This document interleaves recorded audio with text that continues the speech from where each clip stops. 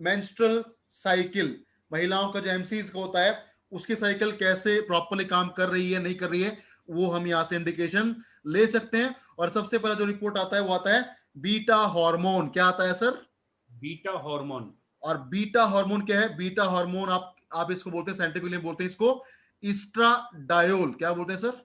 इस्ट्राडायोल। इस्ट्राडायोल। और ये क्या होता है कि जब महिलाओं के अंदर बीटा हार्मोन की मात्रा बढ़ जाती है, उससे क्या होता है, उससे उनको एमसीज के अंदर प्रॉब्लम हो सकता है। एमसीज इरेगुलर या प्रभावित हो सकती हैं, ब्लीडिंग पेन ज्यादा हो सकता है। और जब बीटा हार्मोन बढ़ जाता है तो उससे क्या होता है, उससे ओवुलेशन ओवुलेशन प्रभावित हो जाता है। क्या प्रभावित होता है सर?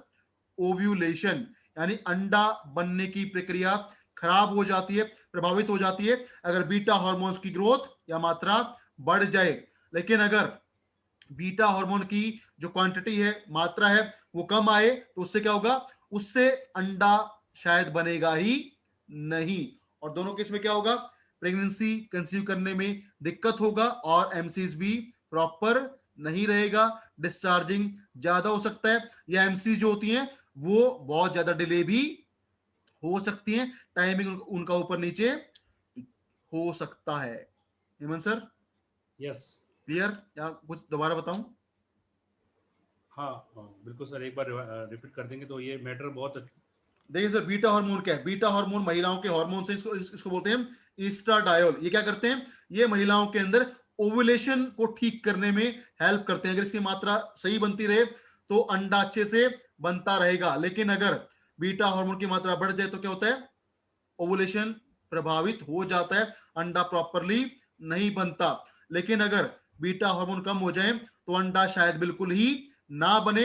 और दोनों केस में क्या होता है, दोनों केस अगर हो जाते हैं, अप हो जाए, डाउन हो जाए, तो अंडा फर्टिलाइज नहीं हो पाता, प्रेगनेंसी में दिक्कत हो सकता है, कंसीविंग शायद ना हो पाए। उसके साथ साथ जो एमसीज का टाइमिंग है वो भी डिस्टर्ब हो सकता है। कभी एमसी 20 दिन में आ जाएगा, कभी 40 दिन में आएगा, कभी 60 दिन में आएगा, कभी 2-3 महीने भी लग जाते हैं, अगर बीटा हार्मोन का जो लेवल है वो ऊपर नीचे होना स्टार्ट हो जाए। हेमंत सर अब कुछ क्लियर हुआ?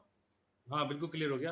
ये तो ठीक सर है लाइफ स्टाइल एक तरह से हो गया कि आपकी लाइफ स्टाइल या सर, इन्फेक्शन जो बता। हार्मोन्स की होता है बेसिकली, ये बीटा हार्मोन इसलिए नाम दिया गया है, वो हार्मोन का नाम होता है इस्ट्राडायोल। जब वो प्रॉपर्ली काम नहीं कर पाता तो ये प्रॉब्लम हो जाता है। इसमें क्या होता है, इसमें एमसीज का जो टाइमिंग है वो प्रभावित हो जाता है, और अंडा बनना, शायद अंडा बनता नहीं है, या उसकी जो प्रोडक्शन है वो प्रॉपरली नहीं हो पाती, और कंसीविंग भी नहीं हो पाती। ठीक है सर।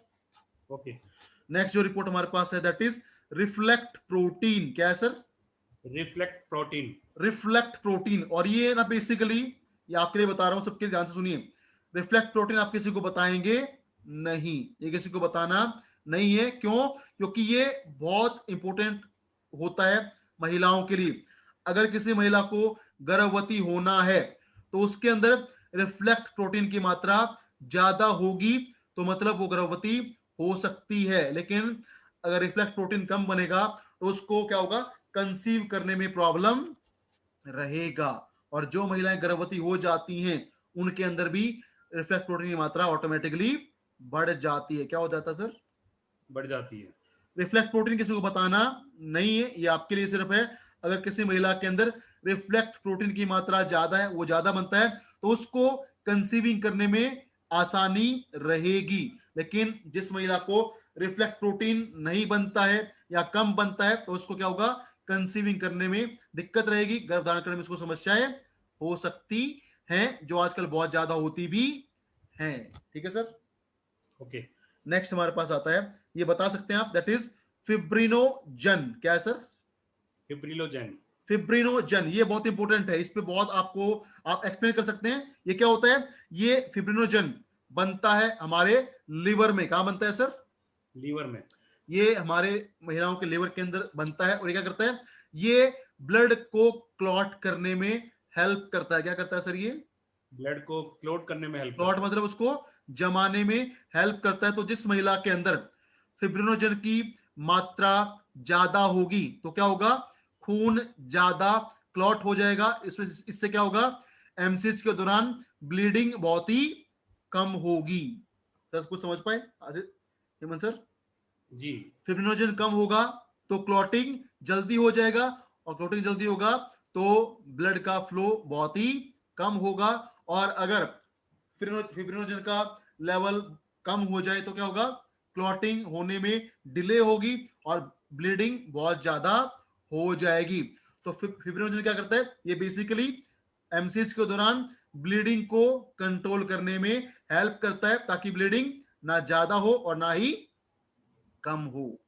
अगर फिब्रिनोजन कम है तो ब्लीडिंग ज्यादा होगी, और ज्यादा है तो ब्लीडिंग कम होगी। उल्टा होता है, अगर इसके वैल्यू बड़ी आती है तो ब्लीडिंग कम कम होगी, और ये कम है तो ब्लीडिंग ज्यादा होगी। और दोनों केस में क्या होगा? एमसीज इरेगुलर हो जाएगी, उसमें में बहुत सारी तकलीफें हो जाएंगी, और ब्लड का लॉस भी बहुत ज्यादा हो सकता है। तो हेमंत सर क्या बताएंगे इसके बारे में? बिल्कुल सर, कम अगर ब्लड, नेचुरल बात है, पतला होगा तो वो ज्यादा होगा ब्लीडिंग। अगर फिब्रिनोजन कम है मतलब ब्लीडिंग ज्यादा होगी। अगर जबकि फिब्रिनोजन एक क्षमता ज्यादा अगर है पता तो होगी ब्लीडिंग कम होगी, कम और ब्लीडिंग ना ज्यादा होना चाहिए ना कम होना चाहिए, वो नॉर्मल होना चाहिए, ताकि एमसी साइकिल प्रॉपरली अपना काम करती रहे। लेकिन अगर कम ज्यादा है तो क्या होगा? बहुत सारी इंटरनल प्रॉब्लम महिलाओं को, गायनेकोलॉजिकल प्रॉब्लम को हो सकती है, और इन्फेक्शन भी हो सकता है। ठीक है सर? हेमंत सर कुछ सवाल इसमें नहीं सर, कुछ सवाल नहीं, क्लियर हो गया सर? पक्का? बिल्कुल प्रॉपर बड़ा सर है। बड़ा सिंपल है सर। नेक्स्ट आता हमारे पास सेडिमेंटेशन रेट। अगेन ये बहुत इंपॉर्टेंट होता है महिलाओं के लिए। बात करें स्पेशली सेडिमेंटेशन रेट। सेडिमेंटेशन क्या होता है सर?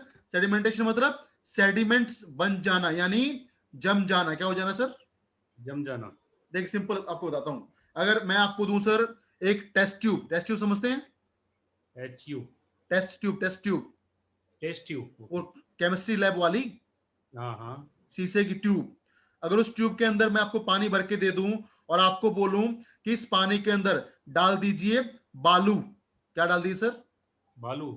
तो 5 मिनट बाद क्या होगा? बालू नीचे जम जाएगा, सारा का सारा बिल्कुल नीचे जाएगा। जाएगा ना सर? वो बालू का नीचे जमना कहलाता है सेडिमेंटेशन। क्या कहलाता है?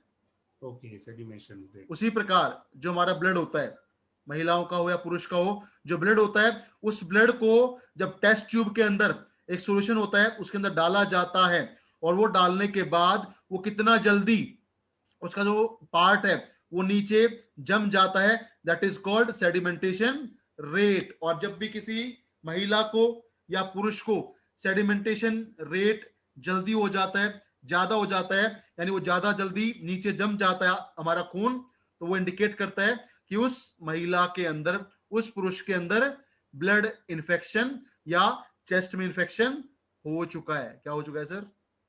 चेस्ट में इंफेक्शन हो चुका है। चेस्ट में। और महिला है तो उसको वेजाइना में इन्फेक्शन हो चुका है। उससे क्या होता है? उससे ल्यूकोरिया प्रॉब्लम हो सकता है। ओके। तो अगर सेडिमेंटेशन रेट ज्यादा है तो क्या होगा? मतलब खून जल्दी नीचे जमेगा। दैट क्या दिखाता है वो? दैट रिप्रेजेंट कि उसको इन्फेक्शन हो सकता है। उसके साथ साथ अगर बात करें किसी का सेडिमेंटेशन रेट बहुत ज्यादा बढ़ जाता है, और ये बढ़ना हमारे लिए एक बहुत बड़ी खतरे की घंटी है। क्या है सर ये? खतरे की घंटी। क्यों? क्योंकि अगर सेडिमेंटेशन रेट बढ़ जाता है तो उससे क्या होता है? उससे कैंसर भी हो जाता है। क्या हो जाता है सर? कैंसर भी हो जाता है। हाँ जी, होता है। क्योंकि जब कैंसर का जो जांच होता है ना, कैंसर जांच के अंदर सबसे पहले जो ब्लड सैंपल लिया जाता है उसके अंदर क्या करते हैं? सेडिमेंटेशन जांच करते हैं। और साइंस की भाषा में जो जांच करते हैं ना, उस टेस्ट को बोलते हैं ESR। सुना होगा आप लोगों ने? ESR। हाँ जी, वो होता है इरेथ्रोसाइट सेडिमेंटेशन रेट। इरेथ्रोसाइट मतलब आरबीसीज। आरबीसीज कितना जल्दी सेडिमेंट होकर नीचे जम जाती हैं, लग हो जाती हैं, दैट इज कॉल्ड ESR। और ESR ज्यादा है तो मतलब बॉडी में क्या है सर? इन्फेक्शन है, चाहे बढ़ वो गया। ब्लड के अंदर हो, चेस्ट में हो, या हो वेजाइना के अंदर। उसके अलावा अगर ये सार बढ़ता रहे, कंट्रोल में ना रहे, तो क्या होता है? उससे कैंसर होने की संभावनाएं भी बढ़ जाती हैं। और ये सार ज्यादा हो जाए तो क्या होता है? उससे हमारी बॉडी के अंदर बहुत सारा पेन या दर्द भी हो सकता है।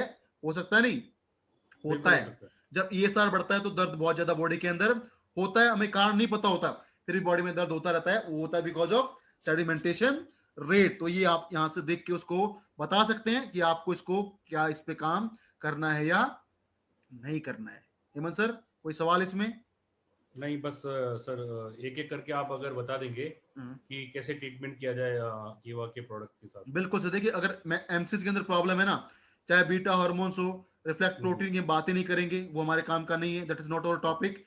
फिब्रिनोजन का अगर प्रॉब्लम है या सेडिमेंटेशन रेट है, इन्फेक्शन है, तो इन सबको रोकने के लिए सबसे पहले हम रिकमेंड करेंगे फेमेनाइन ड्रॉप। क्या देंगे सर? Feminine drop. उसके साथ हम देंगे ल्यूकोरिया केयर टैबलेट। क्या देंगे? लिकोरिया केयर क्योंकि तीनों टैबलेट। प्रॉब्लम है तो क्या होगा, तीनों में इन्फेक्शन बढ़ेगा तो ल्यूकोरिया हो सकता है। उसके साथ साथ हम देंगे मेंस्ट्रुअल केयर। क्या देंगे?